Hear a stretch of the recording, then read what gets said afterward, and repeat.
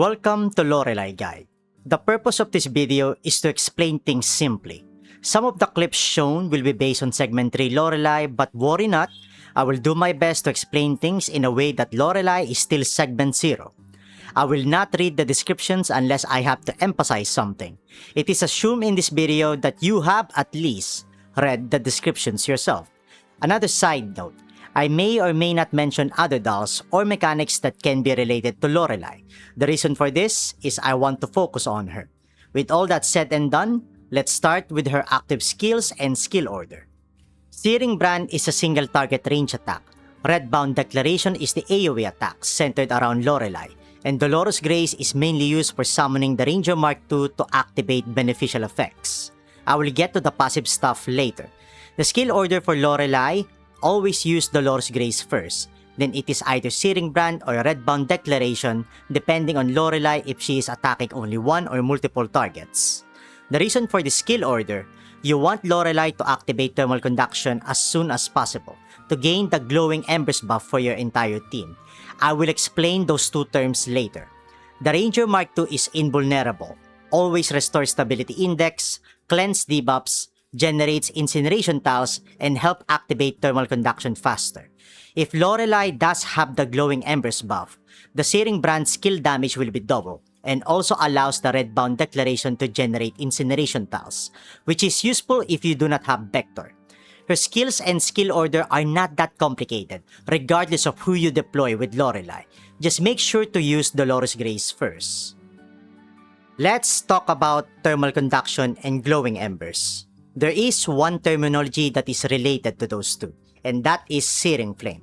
Searing Flame is a consumable point needed to activate Thermal Conduction.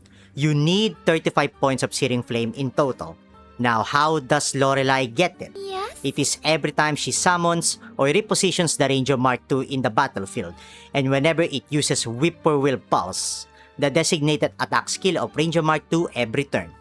Summoning or repositioning Ranger Mark II yields 8 points of Searing Flame. Whippoorwill Pulse yields 3 points of Searing Flame. That's 11 points of Searing Flame on first turn. But you need to also remember that Dolorous Grace costs 6 Confectance Index to be used. So it takes a while for Loreley to stack up the Searing Flame points, but no worries, the payoff is really good. There are ways to stack up the Searing Flame faster, but I will get to those later. Now imagine your team has stacked up those 35 points of Searing Flame. Thermal Conduction will be activated, consuming those 35 points and giving all of your dolls the Glowing Embers buff. This buff gives plus 30% burn damage, plus 15% all element damage dealt, plus 15% damage reduction, and a stackable plus 5% critical damage. Yes, trust me when I say stackable. How it stacks is every time you activate Thermal Conduction to get the Glowing Embers buff again. Pretty neat, right? The burn, all element damage, and damage reduction are not stackable, so don't get your hopes up. If you are wondering what happens to the excess Searing Flame points generated after activating Thermal Conduction, it will carry over and be used to charge up the next Thermal Conduction. In summary to this part of the guide, get 35 points of Searing Flame, Thermal Conduction activates, and gain the Glowing Embers buff. Rinse and repeat. Queen's Largesse. The passive skill that makes Loreley very good as a support. She gets 2 Confectance Index at start of the turn, which is mainly used to cast Dolorous Grace. It allows Loreley to use another active skill because of extra command, which is available if Ranger Mark II exists in the battle. This is basically forever since the summon is invulnerable, allowing Loreley to use 2 active skills every turn. The best part about Queen's Largesse? Flawless Blaze. Flawless Blaze is basically perfect defense, but as a burn buff. She gives the buff either to herself or to another doll, negating the would-be damage taken. It's like an emergency shield that Loreley gives whenever the enemy is about to attack. As long as Loreley can still give Flawless Blaze, it does not matter where she or the other dolls are on the map. Loreley will negate the damage even if she is just standing on a corner of the map or standing beside another doll who is about to get attacked. Flawless Blaze trigger range is global. Loreley is basically your guardian angel for the next 3 instances of damage every single turn. My suggested fix keys for Loreley are Hidden Passion, Pain Threshold, and Enchanting Dream. I will give you a rundown for the other keys too.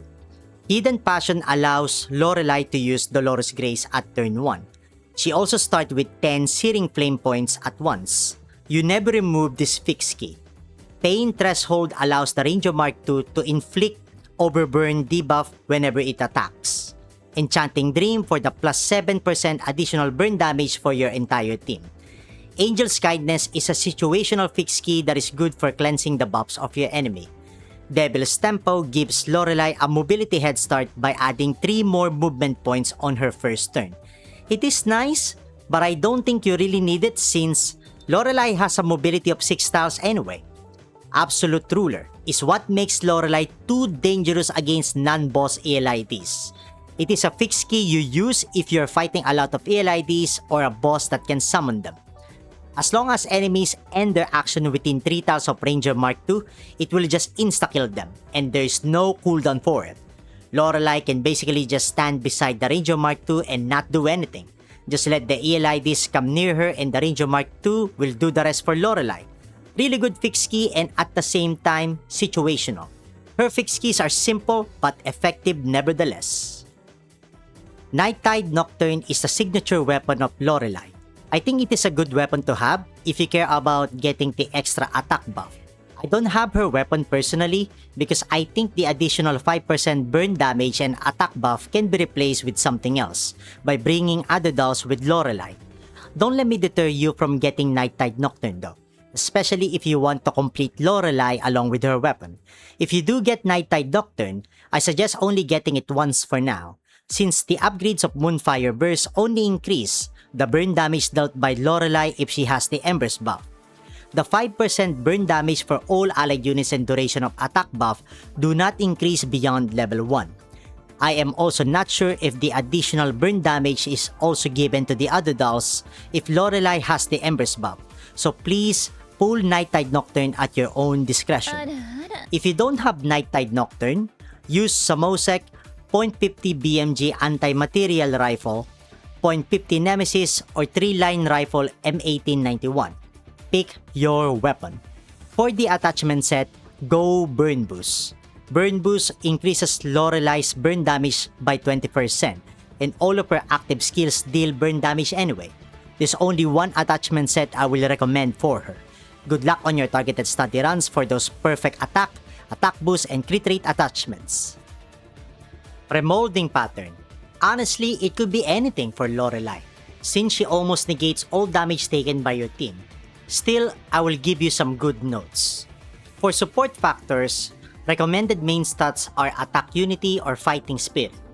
Recommended support substats are Ichor Conversion, Equilibrium Recovery, or Burn Unity. For bulwark factors, recommended main and substats can be anything. If you can get Lex Talionis as a substat, even better. For sentinel factors, recommended main stat is Attack Boost, since the Ranger Mark II scales on that. Recommended sentinel substats are Onslaught Stance, Burn Boost, or Critical Boost. If you want to deviate from the Imago forms, you can put certain Vanguard factors such as Shock and Awe, Burning Smite, Onslaught Mastery, Bloodthirst, or CQC Elite. Those are some of my recommendations. Your choice. Let's go back to the other ways of getting Searing Flame points faster. Bringing Lewis is one of them. Lewis has double Tin Soldiers that can use Volley Fire. Volley Fire generates 3 points of Searing Flame every time the Tin Soldier uses it. There are double Tin Soldiers, so that is 6 points of Searing Flame every turn. If the Tin Soldiers are leveled up to rank 3, Lewis can generate another 6 points of Searing Flame whenever she uses her ultimate skill, since the double Tin Soldiers will use Volley Fire before that. You don't need a segmented Lewis to bring with Loreley. Even segment 0 is enough. Segment 6 is too expensive for Lewis. Another way to stack up Searing Flame will involve spending more collapse pieces, but I will elaborate on that anyway. Segment 1 Loreley, it allows the Ranger Mark II to use Whippoorwill Pulse twice. You will easily get 12 points of Searing Flame every turn with this. Segment 3 Loreley. It increases the Searing Flame generated by the Ranger Mark II from 8 points to 12 points whenever it is summoned or repositioned. That additional 4 points is a big upgrade with the aim of activating Thermal Conduction faster. Segment 6 Loreley also increases the amount of Searing Flame generated by +1, but not by Loreley. It does help if you bring Lewis with Loreley, but it is too expensive. I do not recommend going for it unless you want to commit. With most important stuff discussed now at this point, let me answer some of your would-be questions. Should I pull for Loreley? Yes, she has a unique glowing embers and flawless blaze buffs. Those two mechanics are great. Should be enough reason for you to get her. She is worth it. Another reason why she is really good, her summon can restore stability index and cleanse debuffs of your entire team. You actually lose more if you do not take her home. Should I get her weapon? No, you don't need to. Just use whatever else you have. Which segments or fortification should I aim for? Segment 3. Beyond that, those are just bonuses. With Segment 3, you pretty much unlock her full power and also allow her glowing embers buff to be used by any dolls instead of burn dolls only. The only weaknesses that I see from Loreley is that she cannot heal HP, remove taunt and fear effects. But those can be easily solved since you will be bringing other dolls with her anyway. Teammates for Loreley, it's no contest that other burn dolls can be with Loreley. But I guess you will be wanting for some recommendations from me. Vector, for the emergency HP heals if Loreley has no more flawless blaze and easier generating of incineration tiles on the battlefield. Plus, more burn damage taken for the enemy if you have Vector Segment 1. Lewis, for easier activation of thermal conduction especially on turn 1. With the Teen Soldiers and Ranger Mark II working together, it will activate thermal conduction faster and can easily stack up the permanent critical damage buff for your entire team. Chuhua, for her unique scorch mark that she inflicts to the enemy. Burn dolls revel in doing multiple burn hits. This goes the same for Loreley and the others. You might as well take advantage of a debuff that can stack up on the enemy, possible elimination on the end of its turn, or deal a high damage to it. Cheongju, if you want a consistent burn damage dealer and a support attack bot, just make sure you use Loreley's Searing brand or her basic attack regularly. If your Loreley is on Segment 2, then you can bring anyone with her at this point. She is not restricted with just the burn dolls alone. She's pretty nice, isn't it? You might be wondering what is the action order of Loreley with all of the other dolls I have mentioned. As long as Loreley move and act as early as possible, you will get the most out of her skills, including the glowing embers buff. Lastly, delicious cuisine. The selection of dishes has been expanded this Loreley patch. Naturally, we have to adjust. For standard dishes, you can either take doner kebab or potatoes au gratin. For experimental dishes, stir-fried vegetables, unagiro, and assorted sushi. There may be better experimental dishes out there, but I have not unlocked all of the recipes yet, so till then, we keep experimental cooking. To summarize my guide for Loreley, she is an offensive-oriented support doll. Despite her summon can restore stability index and cleanse debuffs, the main purpose of having Loreley around is to have her charge up thermal conduction as early as possible to get that insane glowing embers buff. In addition to that, she does have the flawless blaze emergency mechanic she can trigger, which makes you worry less about your doll's HP and gives incentive to rush down the enemy to finish most battles quickly. I feel like Loreley was also the missing key for making the most out of the thermal conduction mechanic. The mechanic was first introduced with Lewis' release, but it just takes a while to get the embers buff with just Lewis alone. Now that we have Loreley, you can just pair Lewis with her to easily make the most out of thermal conduction. I will strongly recommend for you to enjoy Loreley's gameplay at its finest, at least have her on Segment 3. You will not regret it. Forsake her weapon and instead chase down her segments for those additional mechanics. Also, do yourself a favor and always give her attack critical rate and damage stat bonuses, whether it is on her attachments or common keys.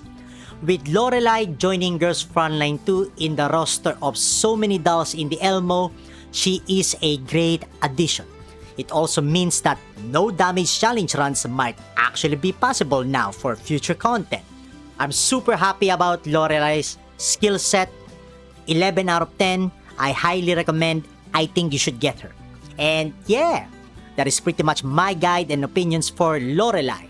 I know this is a very short and simple guide, and hopefully it was easy for you to understand and get a grasp of what Loreley can bring to your table. We have been playing this game for a long time now. At this point, I think you guys will prefer to make things simplified for easier understanding anyway. Also, I don't want to waste your precious time. Of course, let us all remember at the end of the day that everything I have said is just my opinion and based on my experiences. Loreley is one of the best support dolls in Girls Frontline 2, and she is a very beautiful being. Thank you so much for watching and listening to me talk about Loreley. I hope you have enjoyed and learned something from this video. I will see you guys in the next one. Have a nice day, fellow commanders.